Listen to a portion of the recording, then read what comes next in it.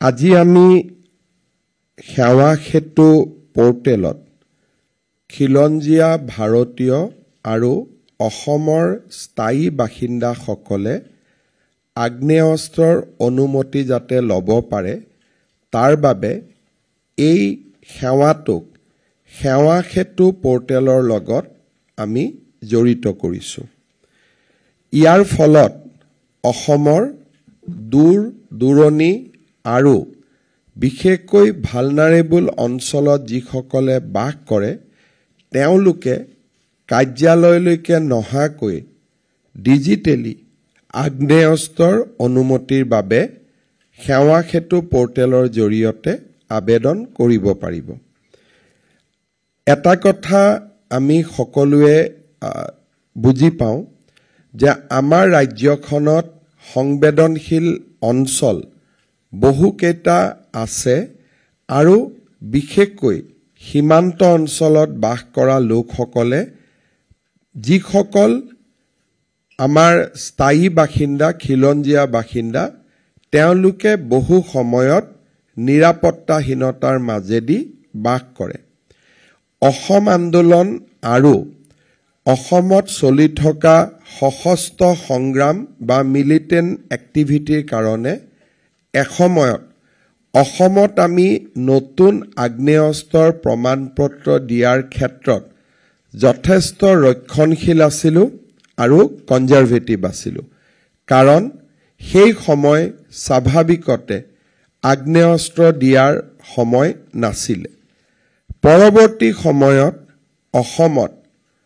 আইন শৃংখলা পৰিস্থিতিৰ উন্নত হয় আৰু আজি আমাৰ অসমত ক'ব গ'লে যোৱা কেইটামান বছৰত মিলিটেণ্ট এক্টিভিটি বা যিসকলে আগ্নেয়াস্ত্ৰক আন কামত অসাংবিধানিক কামত ব্যৱহাৰ কৰিব তেনেকুৱা পৰিৱেশ দ্ৰুত গতিত হ্ৰাস হৈছে আৰু যোৱা ৩টা বছৰত অসমত সাধাৰণ যি আমাৰ ক্ৰাইম সিচুৱেশ্যন সেই ক্ৰাইম সিচুৱেশ্যনো দ্ৰুত গতিত ইম্প্ৰুভ হৈছে। কিন্তু এটা কথা আমি নিশ্চিতভাৱে ক'ব লাগিব যে অসমৰ দৰে সংবেদনশীল অঞ্চল এটাত পুলিচৰ ৰেছপন্স টাইম ইয়াৰ এটা নিৰ্দিষ্ট সীমাবদ্ধতা আছে। আমাৰ অসমত এনেকুৱা বহু গাঁও আছে, এনেকুৱা বহু অঞ্চল আছে যে তাত ফাষ্ট ৰেছপন্স যদি ফায়াৰ ব্ৰিগেডৰ ক্ষেত্ৰতো কৰিব লাগে, এম্বুলেন্সৰ ক্ষেত্ৰতো কৰিব লাগে, আইন শৃংখলাৰ ক্ষেত্ৰতো কৰিব লাগে, ইয়াক যথেষ্ট সময়ৰ প্ৰয়োজন হয়। কিন্তু আমি যদি ৰাইজক ফাষ্ট ৰেছপন্ডাৰ হিচাপে ব্যৱহাৰ কৰিব পাৰোঁ বা তেখেতসকলে যদি নিজেই সুসজ্জিত হৈ থাকে তেতিয়াহ'লে বহুৰ ক্ষেত্ৰত চোৰ ডকাইতৰ দৰে বহু ঘটনাৰ পৰা সাধাৰণ জনতাক আমি মুক্তি দিব পাৰোঁ। যি ধৰণে সিভিল ডিফেন্সৰ ট্ৰেইনিং কৰা হয়, যি ধৰণে অগ্নিকাণ্ড আদিৰ লগত মোকাবিলা কৰিবলৈ আমি ব্যৱস্থা হাতত লওঁ, নাগৰিকক জড়িত কৰি আইন শৃংখলাৰ ক্ষেত্ৰতো নাগৰিকক জড়িত কৰা বা নাগৰিকক ফাষ্ট ৰেছপন্ডাৰ হিচাপে ব্যৱহাৰ কৰা ই এটা এষ্টাব্লিছ নৰ্মছ বা ই এটা আইনৰ দ্বাৰা অনুমোদিত ই এটা বিহিত ব্যৱস্থা। আৰু এই বিহিত ব্যৱস্থাটোক বহুদিনে আমি এই কাৰণে ব্যৱহাৰ কৰা নাছিলোঁ কাৰণ সেই সময়ৰ অসমৰ আইন শৃংখলা পৰিস্থিতিয়ে তাক অনুমোদন দিয়া নাছিল। আজি অসমত আইন শৃংখলাৰ পৰিৱেশ উন্নত হৈছে আৰু আইন শৃংখলা পৰিৱেশ উন্নত হোৱাৰ লগে লগে আমি এইটো নিশ্চিত কৰিব লাগিব যে দূৰ দুৰ্গম অঞ্চলত থকা গাঁও বা দূৰ দুৰ্গম অঞ্চলত থকা বিভিন্ন অঞ্চলত পুলিচ গৈ পোৱাৰ আগতে যিকোনো ঘটনাক ৰাইজে যাতে প্ৰতিহত কৰিব পাৰে, আইনৰ গণ্ডিৰ ভিতৰত থাকি প্ৰতিহত কৰিব পাৰে। আজি আমি সেৱা সেতু পোৰ্টেলৰ জৰিয়তে এই ব্যৱস্থা নিশ্চিত কৰিব খুজিছো যে যিসকল দায়বদ্ধ নাগৰিকে ৰেসপন্সিবল সিটিজেনে নিজে চৰকাৰৰ এই প্ৰচেষ্টাক সহায় কৰিব খোজে আত্মৰক্ষাৰ ব্যৱস্থা হাতত ল'ব খোজে তেওঁলোকক আমি আবেদনৰ প্ৰক্ৰিয়াটোক সুচল কৰি দিব পাৰো নেকি কিন্তু আগ্নেয়াস্ত্ৰ যেতিয়া আমি ক'ব খোজো যে অনুজ্ঞাপত্ৰ দিম এটা কথা আমি নিশ্চিতভাৱে অনুভৱ কৰিব লাগিব যে গভৰ্ণমেণ্টে কাকো আৰ্মছ নিদিয়ে বহুত ক্ষেত্ৰত মই সংবাদ মাধ্যমত বাতৰি দেখিছো যে গভৰ্ণমেণ্টে আগ্নেয়াস্ত্ৰ প্ৰদান কৰিব গভৰ্ণমেণ্টে কাকো আগ্নেয়াস্ত্ৰ প্ৰদান নকৰে গভৰ্ণমেণ্টে অনুজ্ঞাপত্ৰ দিব আগ্নেয়াস্ত্ৰ কিনাৰ দায়িত্ব নাগৰিকজনৰ ইয়াত চৰকাৰে বাতৰি কাকতত ওলাব লাগিছিল যে চৰকাৰে আৰ্মছ লাইসেন্স দিব কিন্তু মই যোৱা দুমাহত বহুত বাতৰি কাকতত দেখিছো যে গভৰ্ণমেণ্টে আৰ্মছ দিব গভৰ্ণমেণ্টে কাকো আৰ্মছ দিব নোৱাৰে বা আৰ্মছ দিয়াৰ নিয়ম নাই আমি আৰ্মছ লাইসেন্স দিম আৰু আৰ্মছ লাইসেন্স দিয়াৰ আগতে ব্যক্তিজনে কেইবাটাও জটিল প্ৰক্ৰিয়াৰ মাজেৰে নিজক প্ৰমাণ কৰিব লাগিব যে তেওঁ আগ্নেয়াস্ত্ৰ বা আগ্নেয়াস্ত্ৰৰ অনুজ্ঞাপত্ৰ ল'বলৈ তেওঁ যোগ্য স্বাভাৱিকভাৱে আমি প্ৰথম চাম যে মানুহজনক কিয় আগ্নেয়াস্ত্ৰ লাগে কিয় লাগে মই ভাৰত বাংলাদেশ সীমান্তত থাকো বা মই ইণ্টাৰষ্টেট বাউণ্ডাৰীত থাকো বা মই এনে এটা ভালনাৰেবল এৰিয়াত থাকো য'ত নেকি মোৰ কমিউনিটিটোৰ সংখ্যা একেবাৰে কম যদি গোষ্ঠীগত বা সাম্প্ৰদায়িক সংঘৰ্ষ হয় তেতিয়া হলে মই নিশ্চিতভাৱে পুলিচ নহাৰ আগলৈকে নিজক প্ৰতিহত কৰাৰ বাবে মই সক্ষম নহয় যদি মোৰ লগত আগ্নেয়াস্ত্ৰ নাথাকে আজি যদি ধৰি লওঁ যে এক্স এণ্ড ৱাই দুটা কমিউনিটি সাংস্কৃতিকভাৱে ৰাজনৈতিকভাৱে অৰ্থনৈতিকভাৱে ঐতিহাসিকভাৱে সেই দুইটা কমিউনিটিৰ বিবাদ হোৱাৰ আগৰ পৰা ইতিহাস আছে এতিয়া এক্স কমিউনিটি 90% এটা অঞ্চলত বাস কৰে বা 95% বাস কৰে 5% আন কমিউনিটিটোৱে বাস কৰে সৰু ঘটনা এটাৰ কাৰণেও 95% থকা কমিউনিটিটোৱে 5% কমিউনিটিটোৰ ওপৰত আক্ৰমণ কৰিব পাৰে ঘৰ জ্বলাব পাৰে বিভিন্ন ধৰণৰ ঘটনা হ'ব পাৰে পুলিচক খবৰ দিবৰ কাৰণে থানা এখনত 6 জন 7 জন 10 জন 12 জন পুলিচ কনষ্টেবল থাকে ৰিইনফোৰ্সমেন্ট ডিস্ট্ৰিক্ট হেডকোৱাৰ্টাৰৰ পৰা আহিবৰ কাৰণে 2 ঘণ্টা 3 ঘণ্টাৰ প্ৰয়োজন এই 2 ঘণ্টা 3 ঘণ্টা মই নিজক ডিফেন্স কৰিব লাগিব মই নিজক ৰক্ষণাবেক্ষণ কৰিব লাগিব আৰু যেতিয়া মানুহে গম পায় যে এওঁৰ লগত এটা আৰ্মছ আছে that itself act as a deterrent কোনো ব্যৱহাৰ কৰিব নালাগে মাত্ৰ যেতিয়া গম পায় যে এই ঘৰত এটা দুইনলীয়া বন্দুক আছে হি নিজেই ডিটাৰেন্টৰ কাম কৰে আৰু সেই কাৰণে ইণ্ডিয়াত ভাৰতত সাংবিধানিকভাৱে নাগৰিকক আগ্নেয়াস্ত্ৰ দিয়াৰ প্ৰভিজন কৰা হৈছে মই বাতৰি কাকতে দিছো কিয় আগ্নেয়াস্ত্ৰ দিব সংসদে প্ৰণয়ন কৰা আইন সংসদে ইণ্ডিয়ান আৰ্মছ এক্ট আৰু বিভিন্ন আইন প্ৰণয়ন কৰিছে য'ত আমাৰ সংসদে আইনগতভাৱে নিশ্চিত কৰিছে যে কিছুমান ক্ষেত্ৰত মানুহক আগ্নেয়াস্ত্ৰ দিয়াৰ প্ৰয়োজন আছে আগ্নেয়াস্ত্ৰ দিয়াৰ আগতে মানুহজনৰ ওপৰত কোনো ক্ৰিমিনেল কেছ থাকিব নালাগিব কোনো ক্ৰিমিনেল এন্টিসিডেন্ট থাকিব নালাগিব অৰ্থাৎ চলিত গোচৰো থাকিব নালাগিব এনেকুৱা নহয় যে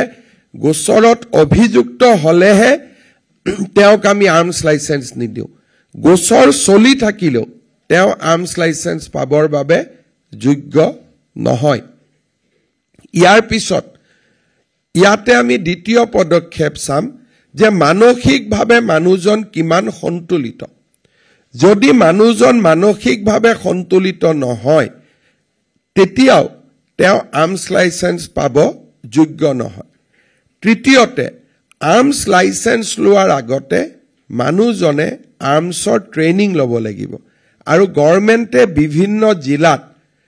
আগ্নেয়াস্ত্ৰৰ প্ৰশিক্ষণ দিব পৰা মানুহ আমি এক্ৰেডিটেড কৰি ৰাখিছো আমাৰ ৰিটায়াৰ্ড পুলিচ অফিচাৰ হওক ৰিটায়াৰ্ড আৰ্মি অফিচাৰ হওক গতিকে প্ৰথমতে প্ৰশিক্ষণ লোৱাৰ পিছতহে আৰ্মছ লাইসেন্স ল'ব পৰা যায় কিন্তু প্ৰশিক্ষণৰ ব্যৱস্থাও সহজ আমাৰ জিলা আৰক্ষী অধীক্ষকসকলে নটিফাই কৰিব যে কোন কেজনে আমাক ট্ৰেইনিং দিব পাৰে ট্ৰেইনিং ইনষ্টিটিউট যেনেকে হয় গাড়ী চলাবৰ কাৰণে তেনেকে আৰ্মছ ট্ৰেইনিং দিয়াৰ আমি একোজন ব্যক্তিক অনুজ্ঞা প্ৰদান কৰিম যোনে নেকি আমাক প্ৰশিক্ষণ দিয়াৰ ব্যৱস্থা কৰিব তাৰ মানে আৰ্মছ ট্ৰেইনিং লাগিব দ্বিতীয়তে mentally he has to be balance তৃতীয়তে তেওঁ প্ৰমাণ কৰিব লাগিব মই কিয় ভালনাৰেবল এনেকুৱা নহয় যে মই আহিলো মই অমুক কমিউনিটিৰ গতিকে মুক দিয়ক তেনেকুৱা নহয় তেওঁ প্ৰমাণ কৰিব লাগিব যে মই এটা স্পৰ্শকাতৰ অঞ্চলত বাস কৰো মই এটা ভালনাৰেবল অঞ্চলত বাস কৰো আৰু তেতিয়া আমি তেওঁক অনুজ্ঞাপত্ৰ দিয়াৰ বাবে আগবাঢ়িম চতুৰ্থতে তেওঁ আৰ্মছ এটা কিনিব লাগিব আৰু আপোনালোকে জানে যে আৰ্মছ কিনিবৰ বাবে he or she has to spend a good amount গতিকে মই ভাবো যে এই গুটেই কেটা শর্ত পূৰণ কৰি আমাৰ ইন্ডিয়ান আৰ্মছ এক্ট মতে যিখিনি ডেপুটি কমিশনাৰে দিয়াৰ আগতে যিখিনি বিধি যিখিনি নিয়ম পালন কৰিব লাগে সেইখিনি পালন কৰাৰ পিছত আমি অনুজ্ঞাপত্ৰ দিয়াৰ বাবে আগবাঢ়িম আৰু এই গুটেই প্ৰক্ৰিয়াটো সংবিধান প্ৰদত্ত আইনৰ দ্বাৰা প্ৰদত্ত আৰু ইয়াত কোনো আমি আজি যেটো কৰিব গৈছো there is no sensationalism it is a routine exercise of government power আৰু ইয়াত তাত বিশেষ আৰু একো নাথাকে আমি মাত্ৰ অসম আন্দোলন আৰু অসমত চলি থকা মিলিটেন্ট এক্টিভিটিজৰ কাৰণে যেটো কাম আমি ইমান দিনে কৰা নাছিল ইট ওয়াজ ৰিমেইন সাসপেন্ডেড এটা সময়ত আপোনালোকে অনুভৱ কৰিব এটা সময়ত অসমৰ প্ৰায়বোৰ গাঁৱতে আৰ্মছ আছিল আন্দোলনৰ সময়ত আৰ্মছ বিলাক পুলিচে উভতাই আনিছিল এইটো নহয় যে আমি কিবা এটা নতুন কাম কৰিব গৈ আছো এতিয়া মই দেখিছো যে কংগ্ৰেছ দলে আমাক সমালোচনা কৰিছে কিন্তু অসমত আটাইতকৈ বেছি লাইসেন্স কংগ্ৰেছে দিছিল সেই সময়ত কাৰণ it is nothing exceptional আমি মাত্ৰ এটাই ব্যৱস্থা কৰিছো আমি বৰঞ্চ অকনমান বেছি প্ৰিকশন লৈছো যে গুৱাহাটীত কিয় দিব লাগে ইয়াতো পুলিচ আছে উইদিন 2 মিনিটস পুলিচ যাব পাৰে নগাঁৱত আমি টাউনত কিয় দিব লাগে 2 মিনিটত পুলিচ যাব পাৰে তাৰ মানে আমি স্পৰ্শকাতৰ অঞ্চলত দিব খুজিছো that means we are more conservative than the government আগত যি সৰকাৰ আছিল তেওঁলোকতকৈ আমি বেছি কনজাৰভেটিভ হৈ আছো তেওঁলোকে সকলোতে দিছিল আমি কৈছো সকলোতে দিব নালাগে কাৰণ it may be misuse so আমি তা কোৱালিফাই কৰিছো অসমত থাউজেন্ডস অফ আৰ্ম লাইসেন্স আগতে দিয়া হৈছিল হাজাৰ হাজাৰ আৰ্ম লাইসেন্স দিয়া হৈছিল আমি বৰঞ্চ ইয়াক কনজাৰভেটিভলি ইউজ কৰিছো যে আমি ৰেসপন্সিবল সিটিজেনক দিম যাৰ citizenship is beyond doubt number 2 আমি তাক দিম যি সকলে আমাক প্ৰমাণ কৰিব পাৰে যে মোৰ অঞ্চলটো ইমানে স্পৰ্শকাতৰ যত মুক পুলিচ অহাৰ আগলৈকে মুক নিজৰ এটা ডিফেন্স মেকানিজমৰ প্ৰয়োজন আছে সেইবাবে আমি সকলোকে অনুৰোধ কৰিম যে এই বিষয়বস্তুটোক সেন্সেশনালিজম কৰিব নালাগে এই গুটেই বিষয়টোক ৰাজনীতিৰ লগত জড়িত কৰিব নালাগে this is a establish governance pattern ভাৰতৰ সকলো ৰাজ্যতে আৰ্মছ লাইসেন্স দিয়া হয় ইমান দিনে আৰ্মছ লাইসেন্স ধনী মানুহ ব্যৱসায়ী মানুহ তেওঁলোকৰ হাতত আছিল বৰঞ্চ তেনেকুৱা মানুহক দিয়াৰ কাৰণে কেতিয়াবা আমি দেখিছিলো যে under da influence of liquor কেতিয়াবা মিস ইউজ হৈছিল বৰঞ্চ আমাৰ চৰকাৰে ভালনাৰেবল মানুহক নিদি ভালনাৰেবল প্লেছত থকা মানুহক দিছে আগতেতো ভালনাৰেবল মানুহকো দিছিলে এতিয়া ভালনাৰেবল মানুহক আমি দিব খোজা নাই মেন্টালি ষ্টেবল মানুহক দিব খুজিছো জুনে নেকি মেন্টাল ষ্টেবিলিটি যেতিয়া আমি কম্পেয়াৰ কৰিম তেতিয়া মানুহজনে লিকাৰ কনজিউম কৰে নেকি কিমানটো বেছিলৈকে খায় all these things should be verified so that এই গানটো বা এই আৰ্মছটো মিসইউটিলাইজ নহয় সেকেন্ড গুৱাহাটীত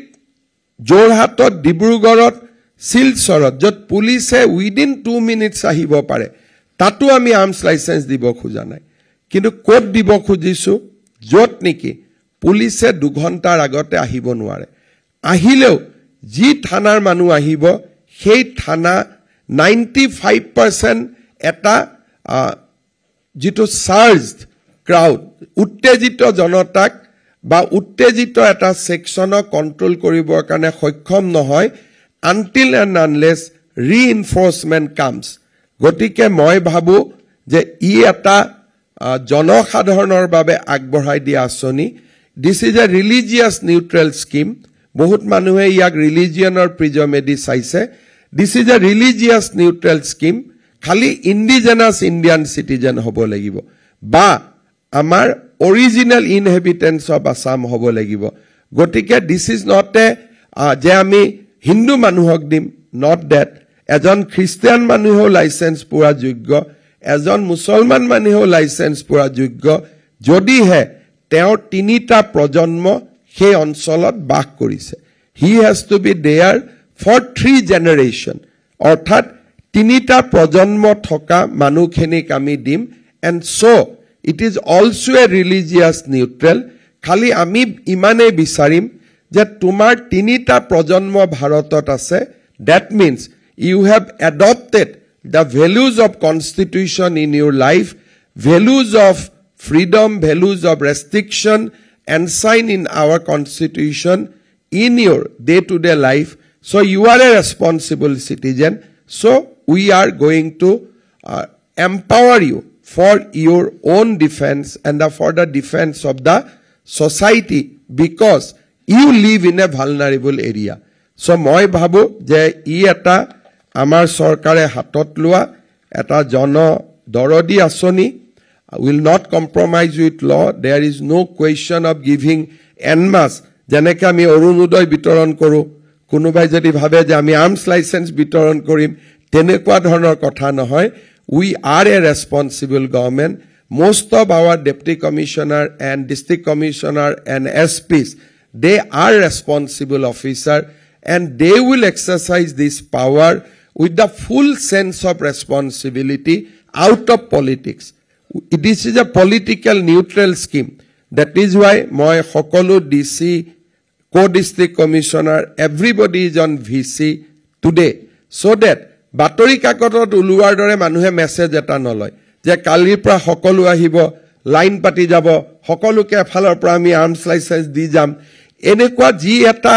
কনসেপ্ট কৰা হৈছে কেইজনমান মানুহে মেমৰেন্ডাম দিব ঘুৰি ফুৰিছে যে এইটোৱে মানে এনেকুৱা উলিয়াই দিছে যেন অৰুণোদয়ৰ দৰে আৰ্মছ লাইসেন্স দিয়া হ'ব হেতু নহয় all our officers become deputy commissioner or district commissioner or become SP after gaining lot of experience and gaining lot of responsibility so all DC and all SSP will utilize this power with full sense of responsibility because ultimately jodi misutilized hoy it will be their responsibility it will not be the responsibility of CM or DGP or chief secretary it will be their responsibility if it is misutilized they knows it gotike this is a statutory power which they will exercise complete with neutrality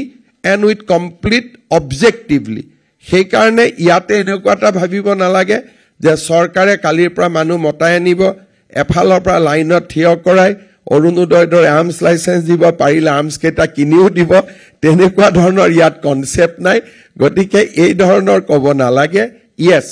at the same time we are concerned demography is changing very fast jua kali moi eta paperot news পঢ়িছিলো বিহালিত এটা জাগাত 600 এটা বিশেষ কমিউনিটিৰ মানুহ গৈছিল আজিৰ পৰা 8 বছৰ আগত now that community has increased to 16,000 obviously যেতিয়া এটা কমিউনিটি বাঢ়ি যায় কেনেকে বাঢ়ি যায় তাৰ মানে আমাৰ মানুহে মাটি বিক্ৰী কৰা আৰম্ভ কৰে আৰু মানুহে মাটি বিক্ৰী কৰি ডেমোগ্ৰাফিটো পৰিৱৰ্তন কৰি দিয়ে যি কেজন মানুহে মাটিটো খামুচ মাৰি ধৰি থাকে তেওঁলোকৰ জীৱন বিপদাপন্ন কৰে মই এটা সৰু উদাহৰণ দিছো মই কোনো ৰিলিজিয়নৰ নাম লব খোজা নাই ধৰ্মৰ নাম লব খোজা নাই সে আমাৰ দিছপুৰ এৰিয়া তাতে 10 জন মানুহ প্ৰথমতে আহিলে আমি অতিথিক সদায় আদৰণি জনাও আহিছে পাৰিলে মাটি দুখৰ আমিয়ে চাই দিছো আমিয়ে ঠিক কৰি দিছো জংগলখিনি আমিয়ে কাটি দিছো 10 জন আহিলে 10 জনৰ পৰা 200 জনৰ গাঁও এটা সময়ত 150 জন মানুহে মাটি বিক্ৰী কৰি দিলে আৰু অতিথিসকলে সেই গাঁৱৰ মুখ্য মানুহলৈ ৰূপান্তৰ হ'ল সংস্কৃতি বেলেগ ব্যৱস্থাপনা বেলেগ লাহে লাহে যি সকলে মাটি বিক্ৰী নকৰে তেওঁলোক তাত থকাটো অসম্ভৱ হৈ পৰে তেওঁলোকৰ ওপৰত প্ৰেছাৰ পৰে যে আপোনালোকে আৰু মাটি বিক্ৰী কৰক যি কেজনে খামুচ মাৰি থাকে আপোনালোকে বাগবৰ সমষ্টিত যাব কেই ঘৰমান আমাৰ সনাতনী মানুহে এটা নামঘৰলৈ খামুচ মাৰি ৰখি আছে কিমান পৰিয়াল 50 surrounded by 3 lakhs of people from other faith এটা সময়ত কিন্তু গুটেইখন আমাৰ মানুহৰে আছিল এটা 50 জন মানুহে তাত খামুচ মাৰি ধৰি আছে don't we feel that 50 people should be empowered সেই 50 জন মানুহৰ জীৱনক যদি আজি গুৱাহাটীত এটা সাম্প্ৰদায়িক সংঘৰ্ষ লাগে ডিব্ৰুগড়ত সাম্প্ৰদায়িক সংঘৰ্ষ লাগে who will be attacked first এই 50 জন মানুহক একেবাৰে ওপৰত আনলেছ যদি পজিটিভ থিংকিং কৰা মানুহ নাথাকে এই 50 মানুহক মেছেকাৰ কৰি উলিয়াই লৈ যোৱা হ'ব যদি তাত পজিটিভ থিংকিং কৰা মানুহ নাথাকে অসম আন্দোলনৰ সময়ত এনেকুৱা বহুত উদাহৰণ আছে যত নেকি ভালনাৰেবল এৰিয়াত থকা আমাৰ ইণ্ডিয়ান সিটিজেন সকলক ফোৰ্স কৰা হৈছিল মাটি বিক্ৰী কৰক তেওঁলোকক বিভিন্ন ধৰণে আক্ৰমণ কৰা হৈছিল আৰু বেলেগ জায়গাত যত আমি মেজৰিটি